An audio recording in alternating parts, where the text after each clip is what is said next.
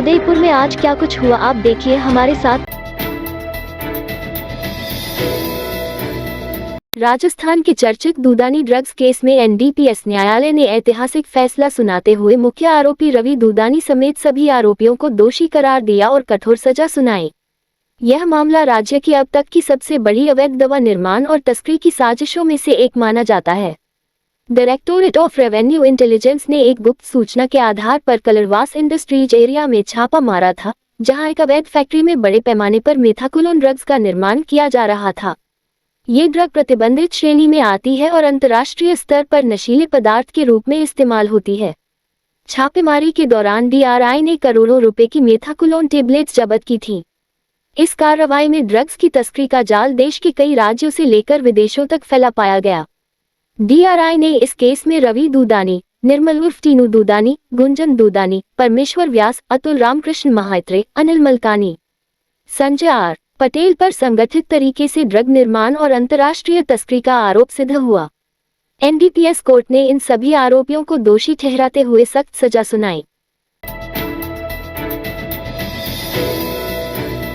भोपाल सागर में आगामी 29 मई को प्रस्तावित मूर्ति अनावरण समारोह में राणा पूंजा सिंह सोलंकी पानरवा के पहनावे और नामकरण पर विवाद करने का नाम नहीं ले रहा है। उदयपुर राणा पूंजा सिंह सोलंकी की 16वीं पीढ़ी के वंशज मनोहर सिंह सोलंकी पानरवा की पुत्रवधू कृष्णा कुमारी सोलंकी पानरवा आज सकल राजपूत महासभा राजस्थान प्रदेश उपाध्यक्ष कुंवर विजय सिंह कछवाहा, श्री राष्ट्रीय राजपूत करनी सेना उदयपुर संभाग अध्यक्ष लाल सिंह झाला, युवा जिलाध्यक्ष अर्जुन सिंह चुंदावत गढ़पुरा, उपाध्यक्ष एडवोकेट परमवीर सिंह गौड़, 17वीं पीढ़ी वंशज हनुमान सिंह सोलंकी पानरवा, कुंवर भवानी प्रताप सिंह ताना, भीम सिंह सिसोदिया, यशवंत सिंह रानावत, राजवर्धन सिंह रानावत, क्षत्रिय करनी सेना जिलाध्यक्ष रामनाथ सिंह चौहान, अमित परिहार, राहुल कुमावत, विधि सोनी सहित विभिन्न संगठन संस्थाओं के पदाधिकारियों को लेकर उदयपुर संभाग कार्यालय पहुंच संभागीय आयुक्त प्रज्ञा केवलरमानी को ज्ञापन देकर के भोपाल सागर में आयोजित होने वाले समारोह में विवादित पूजा की मूर्ति में नाम परिचय एवं पहनावा परिवर्तन करने की मांग की है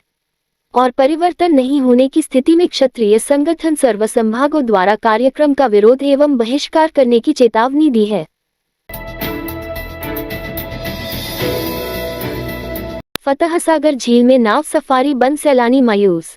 जानकारी के अनुसार झील किनारे प्रतिदिन बड़ी संख्या में देसी विदेशी मेहमानों समूह घूमने के लिए आते। झील के पानी में नावों का संचालन सैलानियों की मुख्य आकर्षण हुआ करता था। इसी कड़ी में फतहसागर झील के किनारे 3 पॉइंट पर झील के पानी में नावों का संचालन हुआ करता था। नंबर 1 झील के मध्य नेहरू ने गार्डन तक, नंबर 2 मुंबई बाजार, नंबर 3 महाराणा प्रताप स्मारक के मुख्य द्वार के सामने से नावों का संचालन हुआ करता था। वर्तमान में फतहसागर झील के तीनों पॉइंट पर नावों का संचालन बंद है। ऐसे में झील भ्रमण पर आने वाली सैलानियों को मायूस होकर लौटना पड़ता है। उदयपुर के ऋषभदेव थाना क्षेत्र में नेशनल हाईवे -48 पर कल्लाजी मंदिर के पास सड़क हादसे में बुआ और भतीजे की मौत हो गई, जबकि परिवार की 3 अन्य महिलाएं बुरी तरह घायल हो गईं। बड़ी बात यह है कि भतीजे पवन 30, पिता भरत भाई पटेल की 3 दिन पहले ही शादी हुई थी। वे अपनी पत्नी और पूरे परिवार के साथ गुजरात के अंकलेश्वर से अजमेर घूमने के लिए जा रहे थे। तभी कल्लाजी मंदिर के पास हाईवे पर दर्दनाक हादसा हो गया। वे और उनके परिवार रिश्तेदार सहित करीब 10 लोग 3 अलग अलग कार में सवार होकर अजमेर जा रहे थे। उन्हीं में से दूसरी गाड़ी में उनकी पत्नी रेशमा भी सवार थी। उदयपुर में एलिमेंट्री डीओ सहित कई पदों पर बदलाव, समग्र शिक्षा के एडीपीसी भी बदले। राज्य सरकार के शिक्षा ग्रुप 2 ने जारी किया आदेश। संयुक्त सचिव मनीष गोयल ने आदेश जारी कर जल्द ज्वाइनिंग के निर्देश दिए। जनजाति क्षेत्र की लोक संस्कृति एवं कला को मंच देने तथा कलाकारों को प्रोत्साहित करने के उद्देश्य से माणिक्यलाल वर्मा आदिम जाति शोध एवं प्रशिक्षण संस्थान तथा महाराणा मेवाड़ चैरिटेबल फाउंडेशन के तत्वावधान में सिटी पैलेस परिसर में 3 दिवसीय कला प्रदर्शनी का शुभारंभ शुक्रवार को संभागीय आयुक्त सुश्री प्रज्ञा केवलरमानी, टीएडी आयुक्त शक्ति सिंह राठौड़ तथा उदयपुर राजपरिवार के लक्ष्यराज सिंह मेवाड़ के आतिथ्य में हुआ। इसमें टीआरआई की ओर से संचालित बनफूल आर्ट स्टूडियो के कलाकारों सहित अन्य जनजाति कलाकारों की कृतियों का प्रदर्शन किया गया। मुख्यमंत्री भजनलाल शर्मा के नेतृत्व में राज्य सरकार प्रदेश की गौरवमयी कला संस्कृति के संरक्षण और संवर्धन के लिए सतत प्रयासरत है। इसी कड़ी में जनजाति क्षेत्रीय विकास विभाग मंत्री बाबूलाल खराड़ी के निर्देशन में जनजाति क्षेत्रीय विकास विभाग जनजाति अंचल की संस्कृति और कलाओं को संबल देने के लिए कार्य कर रहा है। विभाग की ओर से टीआरआई में बनफूल स्टूडियो स्थापित किया गया है, जिसमें आदिवासी कलाकारों को प्रोत्साहन दिया जाता है। इसी के तहत शुक्रवार से महाराणा मेवाड़ चैरिटेबल फाउंडेशन के साझे में 3 दिवसीय प्रदर्शनी सिटी पैलेस में प्रारंभ की गई।